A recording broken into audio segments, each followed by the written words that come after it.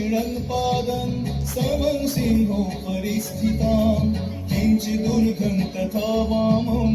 अङ्गुष्ठं महिषोपरि शत्रुक्षयकरीं देवी दैत्यदानवदर्पहं प्रसन्न वदनं देवीं सर्वकामफलप्रदाम् उग्रचण्ड प्रचण्डाचा चण्ड प्रचण्ड नायिका चण्ड चण्डवती चैव चण्डरूपाति चण्डिका अष्टाभिः शक्तिभिष्टाभिः सततं परिवेष्टिता